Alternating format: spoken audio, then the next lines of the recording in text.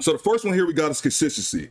And I've said this before, you get what you put in. Consistency, you get what you put in. Minimum 3 times a week upload, but I suggest more. YouTube says, they tell you, you should be uploading at least 3 times a week minimum. I suggest more because the more you upload, the more YouTube pushes out your content into the algorithm. I'll give you an example. That dude named Dave was just talking about this the other day with Just Pearly Things. Just Pearly Things, if you guys follow her, he has Just Pearly Things, Just Pearly Clips. It's another one I follow, Red Pill Zone. She has, she just started the wife school. Like, no lie, Pearly has to have 10 to 15 channels that I know of. And they're all pushing out pieces of content. That's why if you guys look in your feed, you'll probably see Just Pearly everywhere. So consistency, that's the main thing with YouTube. What I do is say, explain your upload pattern, Theo. Oh yeah, if y'all see, I got notes inside these little tidbits for myself. Here's what I do. You guys can do what you do. You'll find your groove. I like to upload Monday through Friday, at least one video. And then I go live on Saturdays, obviously, and I'm start going live twice a week. Uploads Monday through Friday. I go live twice a week, and then I try to do at least one short. And that's just what I do. You guys can mix and match and do whatever you feel, but that's what I do. If you make content consistently, your channel will grow, guarantee. And what I mean by that is I think every single person can grow a YouTube channel. And I said that before. I think every single person can grow a YouTube channel. It doesn't matter what you're talking about. Your channel will grow unless you're in a super small niche. And I was going to use a hot sauce because I was thinking, well, except if you're like a hot sauce enthusiast, if you're doing like hot sauce reviews, your channel probably won't grow that much because that niche is small. But then it made me look up hot sauce review, and it's a dude who reviews nothing but hot sauce, and he has 175,000 subscribers. No bullshit. But my whole point is that it doesn't really matter what you're talking about. Unless your niche is super small, like super small, like you're talking about retro dial-up phones, rotary phones or something like that, you're going to create an audience. It really doesn't matter what you do. Start now. Doesn't matter if you're ready or not. Start now. You'll never be ready. You'll never be ready. Start your channel now, man. Like, I know a lot of people say, oh, I'm not ready, or I don't have this, or it don't matter. I heard Mona D say something in her chat the other day, and it rings true. All you need to start your channel is a cell phone and a tripod. Tripod will run you not even $15 on Amazon, bro. That's all you really need to get started. You'll never be ready. You'll never be ready to say, oh, I don't know what I'm doing. I still don't know what I'm doing, but I'm winging it. You learn as you go. I said, I had a female friend hating here. So a friend of mine was just like, hey, she wanted to start a podcast. And I said, hey, I wanted to start a podcast as well about the same time. Whoop-de-whoop. She talked about it. Theo Coop did it. My channel, this was probably when I was around 1,000 subscribers or whatever. I told her about it. She was like, oh, you whack. You took my idea.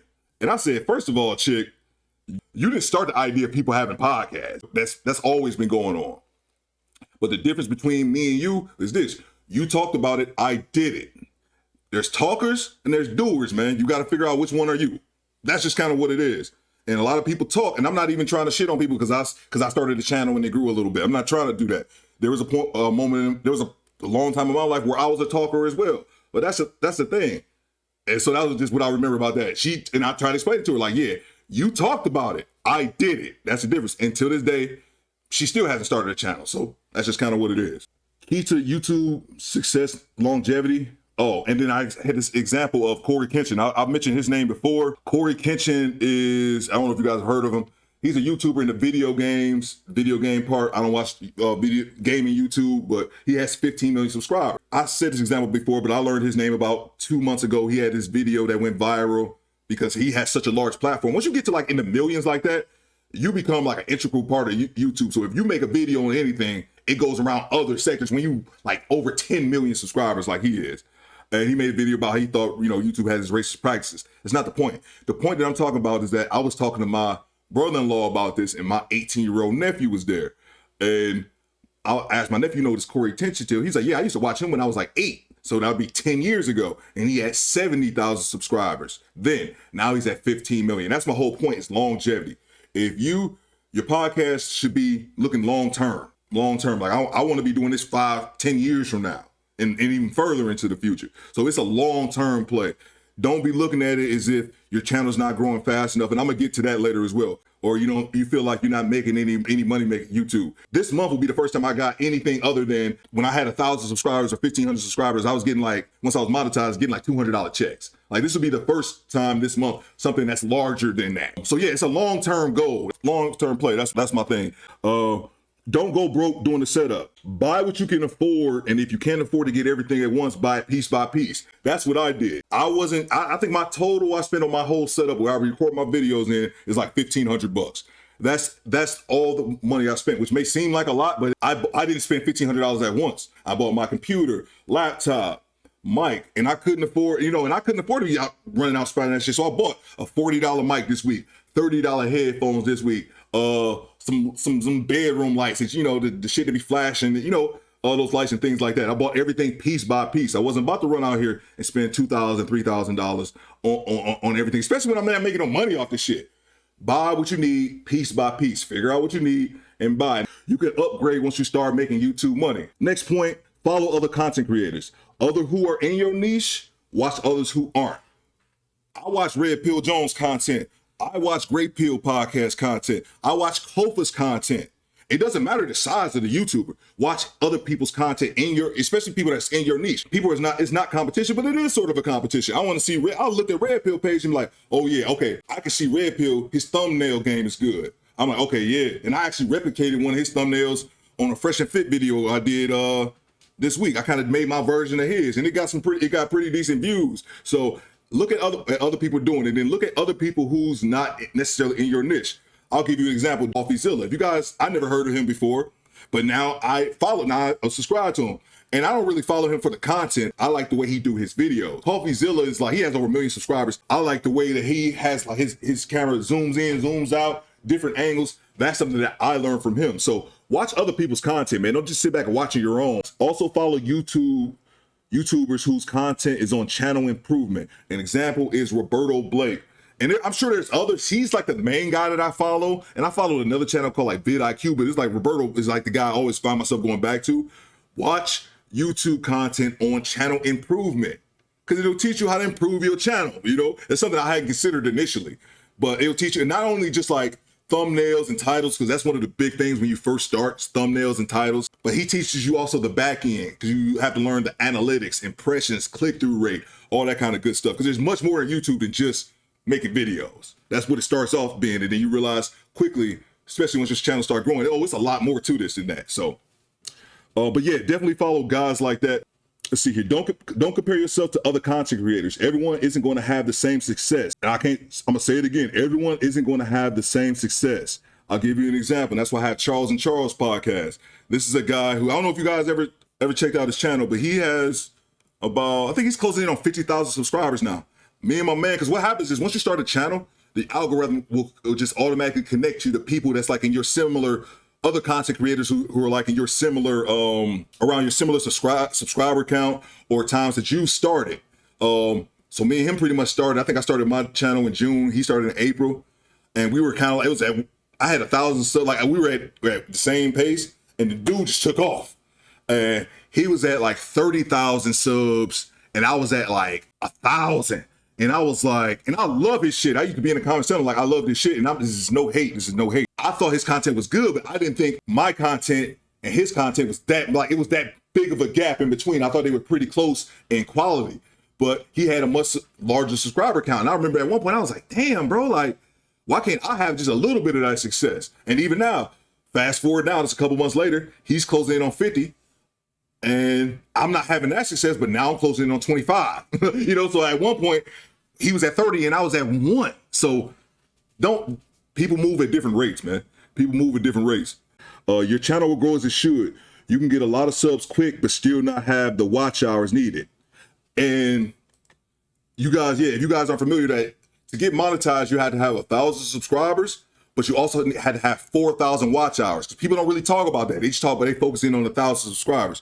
You can get the subscribers, but if you get the subscribers and don't have the watch hours, and because I've seen that, especially now, a lot of people channels are growing with shorts. So you have to build those watch hours as well. YouTube fatigue, don't burn yourself out. It's a real thing. It almost happened to me. Headache explained. I said this before. So basically, YouTube fatigue is a real thing. I'm going to talk about YouTube fatigue, and then the next thing is going to be don't fall out the algorithm. So it's gonna seem like I'm kind of talking out both sides of my tail, but it's a point to it. So YouTube fatigue. YouTube fatigue is what happens when you just get tired, and you get tired because you're making content. I'll tell you guys what happened. I'll tell you my story. What happened with me was this. I told you guys my channel, I got the 1,000 subs, I got monetized in like a 9-day period after like week 3. Okay. Once I saw that happen, I said, okay, Theo, you got the momentum. Now you gotta ride this rocket to the moon, right? So for the next 2 weeks, all I did was live, breathe, sleep, content creation. What I mean was I would go out, hustle, I go out and drive, be on the road for like 8-10 hours. The whole time I'm out on the road, I'm thinking about content. I would come home, shower, and then make content. I was either recording, editing videos consistently, and I mean non-stop. Every waking moment that I wasn't out working, I was in my house making content. I mean, I was a machine.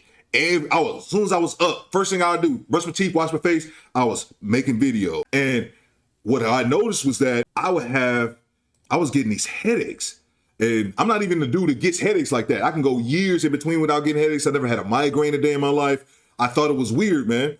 And I would get these headaches every night around 6 in the evening. I would get it every night. And I was like, I never get headaches, one, and then to get them every night, something's not going on. So I just Googled it. But what I would do, I just pop a couple Advil and I'll be fine. And I Googled it. And what I found out was that, and everything popped up in Google, I looked at a whole bunch of different places. It said stress. What you're experiencing is a stress headache. You're doing something that's making you stress yourself. Stop stressing yourself out. And then I was like, but I'm not stressing myself. This is what I want to be doing. Like, I'm not stressing myself out. But again, I was every living minute. If I was up and I wasn't working, I was in my house editing video. I wasn't talking. I wasn't watching TV, nothing. I did that for 2 weeks straight. And then something happened, which is probably like the best thing that happened to me, was that my computer went down. My computer didn't go out. I was just having a problem with it. I took my computer to the shop. They were supposed to have my computer for a day. They ended up having it a week. Long story short, it was 2 weeks before I could make content. And you know what happened in those 2 weeks that I couldn't make any content? My headache went away. And that's when I realized I was stressing myself out. And if it wasn't for Jarl sent me an email, and I don't know if I said it or I don't know if he noticed it, but Jarl reached out to me, and that was one of the best things that happened to me. And he told me, because Jarl said he has a cousin, a family member who's like a big YouTuber. And he was like, he recognized the signs. He's like, dude, he's like, we just seen this happen with KS. Don't end up stressing yourself out on his YouTube shit. And him telling me that made me relieved, because I realized I wasn't tripping. Because I'm like, man, am I kind of making this up in my mind? But then the other thing that happened to me was that the shop kept my computer and I couldn't make any content. And that was the best thing that happened to me, man. I probably would have went off the edge with that shit, just because I was scared to lose that little momentum, man. And yeah, so that's an absolutely real thing. So I just wanted to share that, man, because that shit absolutely can happen. So definitely don't do that, man. Don't let it burn you out. You can get burnt out easily. The next thing I'm gonna have is don't fall out the algorithm. And I know that's extremely contradictory to the last point I made, but you gotta find a balance, basically. Don't fall out the algorithm. It sucks. For you guys who don't know, falling out the algorithm is when you stop making content. If you don't make content for at least, believe it's a 2-week period. If you don't make content, you will fall out of the algorithm. It sucks, and I just explained that YouTube is designed to keep the content creator on the hamster wheel.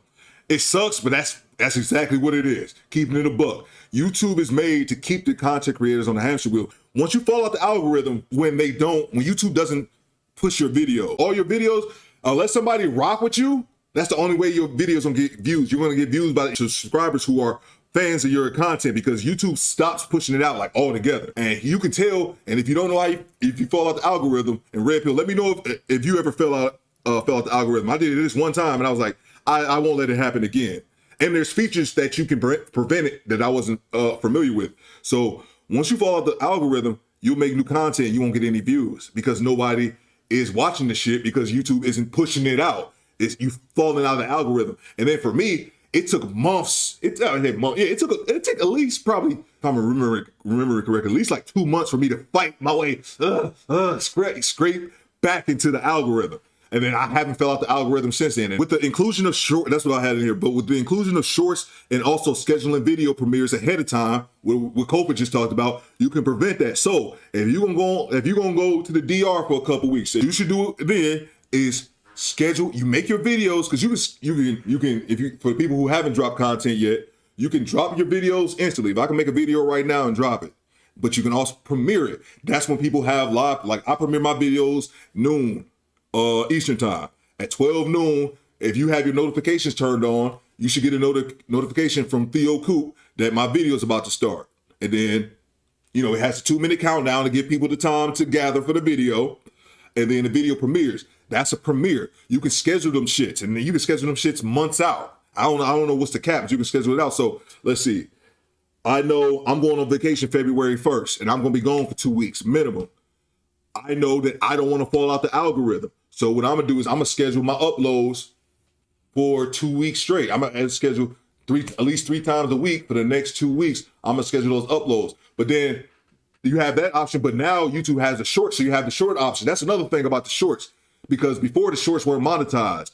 So, but once I found out the purpose of the shorts, not only shorts can bring you in a lot of subscribers because a lot of people consume that type of content, but the other thing I think a blessing about shorts is that you can use shorts just for that. Let's say, Kofa, you don't want to make 2 weeks worth of videos while you out of town.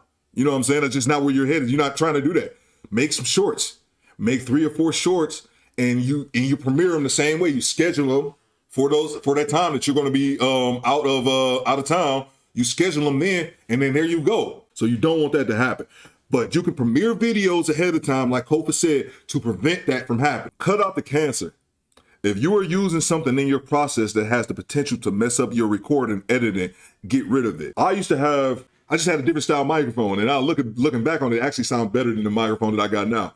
But this particular microphone, the way that I was doing my process then, because I didn't really know any better, this particular microphone, if I bumped into the microphone cord, I had a good % chance that it would just make my video ultra digitized. I don't know why exactly you would do that, but it would just make my video unusable. I would corrupt my video if I bumped into this cord. And then, so I would try my best not to bump into it. And for the most part, I'd be good. But then every now and then I bump into it and I ruin the video. And I got to the point like, dude, why am I doing this? Why am I still using this microphone that I know is messing up my process? Cut out the cancer. I cut that shit out. If it's something that's not working correctly, or something that's jeopardizing the quality of your video, or more importantly, interrupts the flow of your video, or something that just inconveniences your process, cut that shit out, man. Cut it out and keep it moving. You can figure out how to do it another way. Cool with other content creators. Being a lone wolf will only get you so far in these YouTube streets. Make connections. And I'm saying that as someone who is a lone wolf outside of YouTube. Like, that's just my personality. I've been a loner since I was a little kid, man. Like, I've always been that way. And I started doing YouTube and was like, let me not be that way when I got on YouTube. But then also, I wanted to learn, bro. So I wanted to learn from other people. Connect with other content creators, man. I had some people asking me, like, man, like, how do I do that? How do you get cool with other content creators? Shit's easy. You got somebody you like, the dude named Dave. Me and him, we're cool. I've been on his channel, all that kind of good stuff. I used to follow Dave before I even started making content because I liked his content. And once I started making a channel, I got in his chat. I'll be in his chat, yo, what up? Whoop, whoop. And how you make connection with people, just show them love. Go to their channel, leave comments. That's why they'll recognize you. Like, oh, that's Red Pill Jones. My man's always in my comment sections. Okay, he cool. Then show up in their chat. Show up in their chat, man, leave some comments, all that kind of good stuff. Or in another way, throw people a couple dollars, man. What's $5 in somebody's super chat that's going to help them recognize you? Oh, shit, Mona D, she's in my chat. She just kicked me a super chat. Oh, Mona, I rock with you. That's what's up. Oh, Mona in the chat again. That's my people. That's how you build a rapport. You ain't necessarily got to go send a motherfucker $50 or $100 or something like that. Kick in a couple dollars. Or I tell you what I do. What I would do is not only do that with the whoever the content creators, do it with the moderators, bro. Do it with the moderators. Go on the show. I'm a moderator over at the Black Light Podcast with Thon. I used to be over there, yo, what up, RM, Poppy, Janesta, all the people I knew that was moderators over there, man. That's how you connect with people. Then you send people email. But you gotta realize too, everybody's not Theo. Everyone's not gonna say, hey man, let me kick it for a couple hours and give you guys a little YouTube knowledge that I have. Some people like to hoard information, so And some people take that shit personal. To me, it is what it is. Some people give you game, some people won't. That's life. Let's see. Learn the skills you need on YouTube. All the information is out there. If you don't know how to do it, YouTube it. We talked about that last week, man. People use YouTube it. That's I got the term from Kofa last week. YouTube it. If you don't know how to do something, YouTube it. I'll give you an example. The editing software that I use is called PowerLink. It's CyberLink Power Director. The only reason I started off using that program because I Googled video editing software for beginners because I had never done it before. So I ended up using this program. It's pretty good. Do I think it's top of the line video editing software? No, but it's simple, but it gets more complex. The further you get along with it in practice, you'll start to be able to do more and more elaborate things. And my whole point is that, I'm trying to make is that I got that program and then I was like, well, man, how do I use it? Then I found somebody.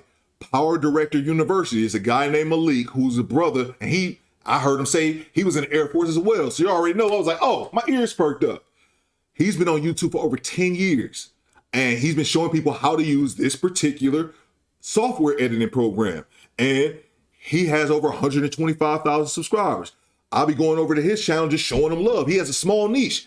He shows people how to use one specific video editing program. That's a small niche, but it's a small niche that he grew over 10 years of YouTube, and he has 125,000 subs right now. And he actually came and left me a comment on one of my videos this week. And that's because I go over this channel showing him love, man. That's just kind of what it is, man. So if you don't know how to do it, learn it. That's one thing I don't like when people say that, man. I don't know how to do something. Learn the shit. Use your brain. If you on YouTube right now, watching me talk nonsense, you can be on YouTube learning how to edit videos. I got here is use free services. I was just talking about that. Now there's going to come a point, like I said, this month is going to first time I'm going to get a real YouTube check. So I'm signing up for StreamYard. I'm signing up for everything. I suggest when you first start, use free services. Like I said, you can pay for StreamYard.